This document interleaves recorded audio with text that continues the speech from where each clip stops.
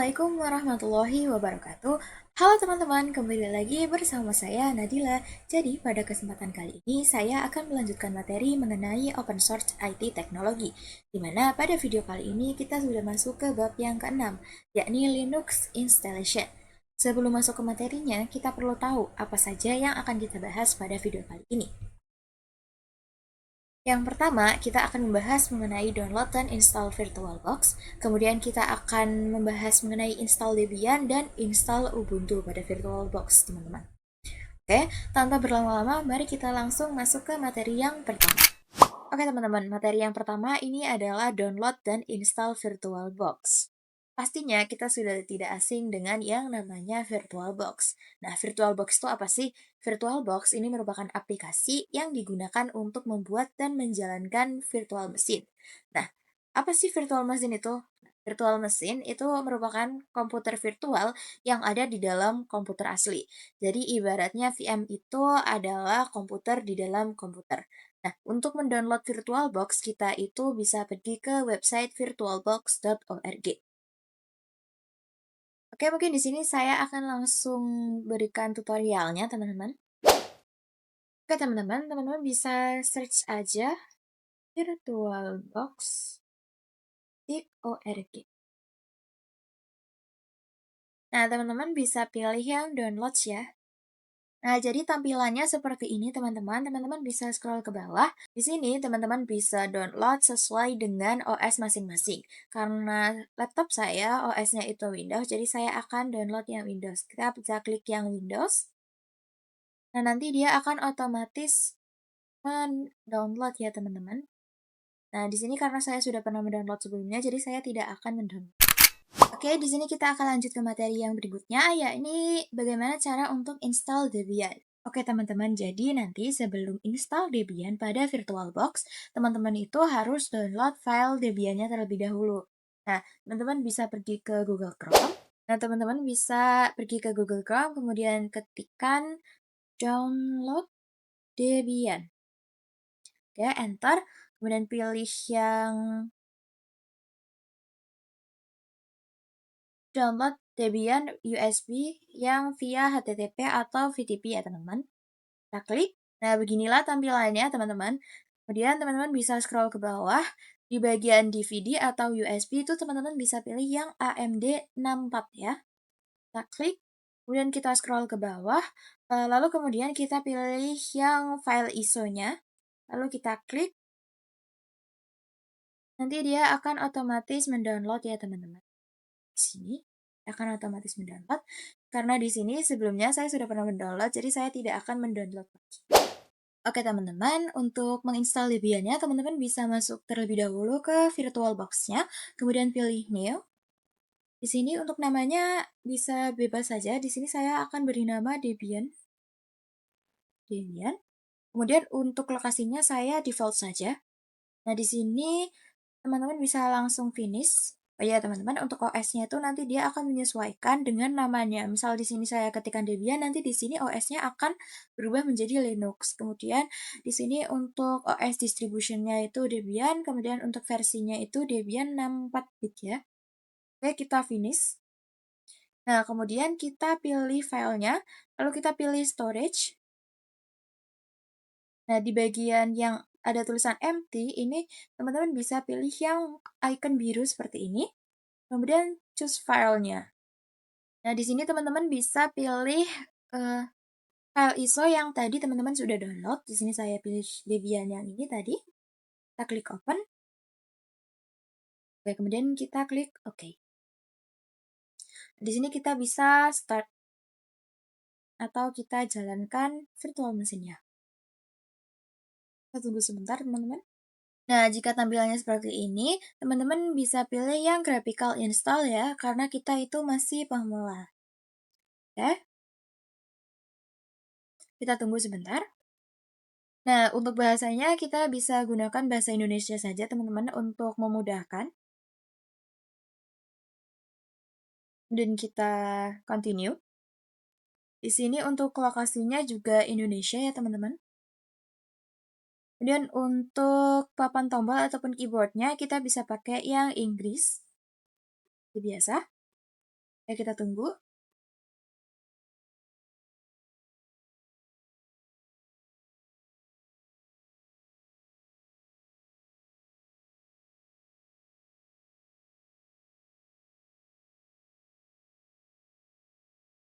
Mhm.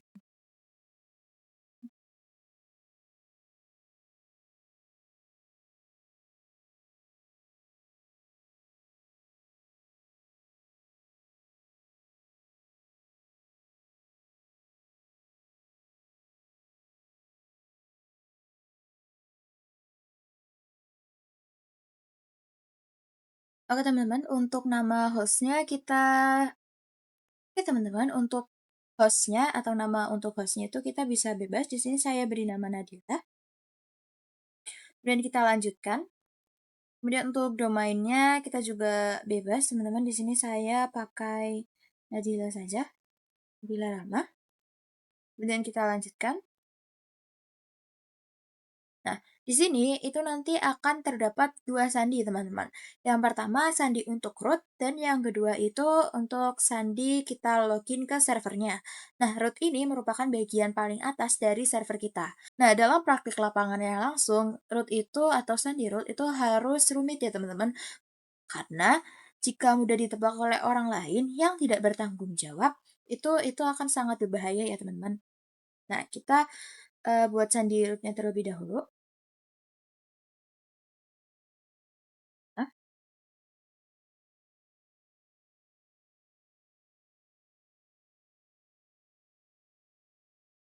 Nah, ya, kemudian kita lanjutkan. Nah, di sini teman-teman bisa isikan nama lengkap teman-teman.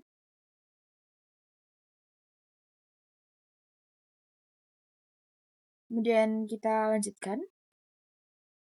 Lalu untuk hostnya juga saya pakai Nadila saja. Kita lanjutkan.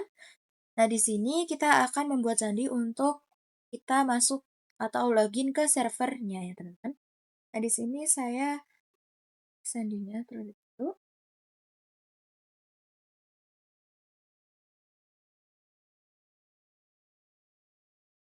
Kemudian kita lanjutkan. Nah, di sini saya pilih yang WIB ya teman-teman karena saya di daerah WIB. Di sini saya akan gunakan seluruh disk. Kemudian di sini kita lanjutkan. Di sini juga kita langsung lanjut saja. Nah, di sini juga saya akan pilih yang semua berkas di satu partisi ya teman-teman. Karena ini yang disarankan untuk pemula. Kita lanjutkan. Kita tunggu sebentar. Nah, di sini juga kita lanjutkan saja. Lalu untuk tulis perubahan disk, kita bisa pilih yang ya. Nah, di sini teman-teman bisa pilih yang no, kemudian lanjutkan. Kemudian untuk cermin juga kita no saja untuk mempercepat ya teman-teman. Kita lanjutkan. Lalu untuk yang survei penggunaan ini kita no juga ya teman-teman. Lalu kita lanjutkan. Nah, karena di sini kita sedang belajar teman-teman, jadi kita di sini akan pilih yang Debian Desktop Environment dan yang perkakas sistem standar ya teman-teman. Nah, untuk yang GNOME itu kita checklistnya kita matikan saja. Kemudian kita lanjutkan. Oke, kita tunggu sebentar. Nah, oke teman-teman, untuk yang boot leaderboard ini teman-teman bisa pilih ya. Kemudian untuk ini teman-teman bisa pilih yang bawah yang /dfv/sta, kemudian lanjut. Nah, di sini teman-teman bisa tunggu lagi. Nah, kemudian di sini teman-teman bisa pilih lanjutkan ya teman-teman karena di sini untuk booting ulang.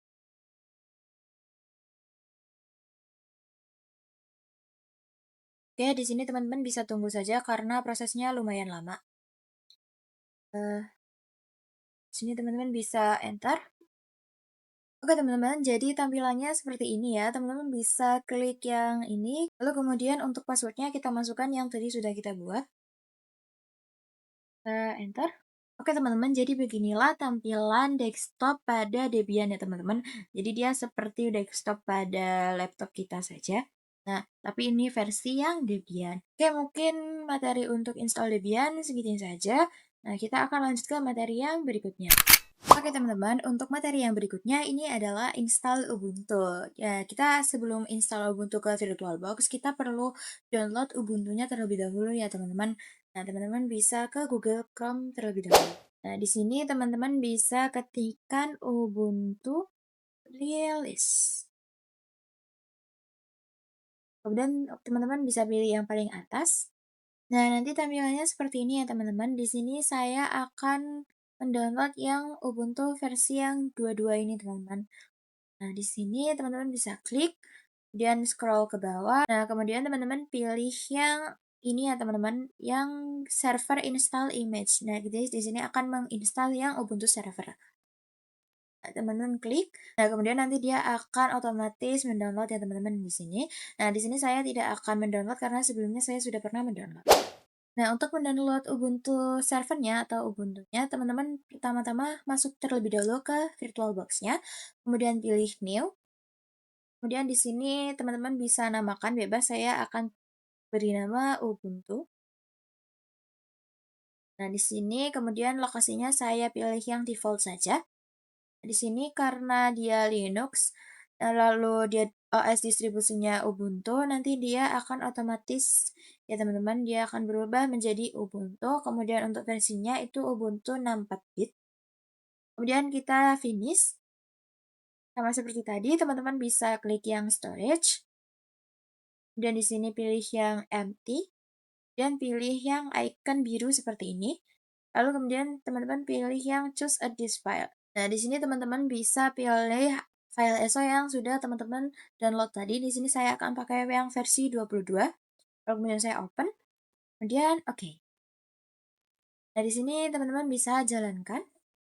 Oke teman-teman, di sini untuk bahasanya atau language-nya kita ganti menjadi bahasa Indonesia saja untuk mempermudah. Kemudian enter. Kemudian di sini teman-teman bisa pilih continue without updating. Kemudian di sini teman-teman bisa down saja. Lalu di sini juga teman-teman bisa down. Di sini juga teman-teman bisa down. Kita tunggu sebentar. Untuk proxy address-nya juga kita kosongkan saja, kita langsung down. Itu pun juga dengan mirror address-nya, kita down. Kemudian pilih continue. Nah, di sini kita juga langsung down saja ya teman-teman. Di sini juga down. Lalu kemudian continue. Di sini untuk namanya itu bebas teman-teman. Di sini saya pakai Nadila Ramadhani. Dan untuk nama servernya Nadila server. Kemudian untuk username-nya saya pilih Nadila saja. Kemudian kita buat untuk password-nya. Di sini saya buat yang mudah saja supaya tidak gampang lupa ya teman-teman. Nah, di sini done. Untuk ini teman-teman bisa continue saja. Dan untuk install OpenSSL server itu teman-teman bisa klik enter terlebih dahulu. Jika nanti sudah ada tanda X-nya, teman-teman bisa langsung down. Nah, di sini juga bisa langsung down saja teman-teman. Nah, di sini sedang proses booting. Nah, teman-teman jika ingin melihat prosesnya, teman-teman bisa klik yang view full logs. Kemudian ya, seperti ini prosesnya, teman-teman. Nah, di sini saya tidak akan lihat ya. Kita tunggu saja, teman-teman, karena di sini prosesnya itu lumayan lama. Oke, teman-teman, jika ada tulisan seperti ini, teman-teman bisa pilih yang reboot now. Kemudian teman-teman bisa tunggu lagi. Kalau ada tulisan violet, teman-teman nggak usah khawatir karena itu tidak akan mempengaruhi ya teman-teman. Untuk proses ke depannya. Bisa klik enter saja nanti ketika ada violet seperti itu. Oke, kalau sudah seperti ini tuh biasanya sudah mau selesai ya teman-teman. Nah, di sini kita sudah bisa login. Di sini kita akan coba login teman-teman. Nadila. Kemudian kita masukkan password yang tadi.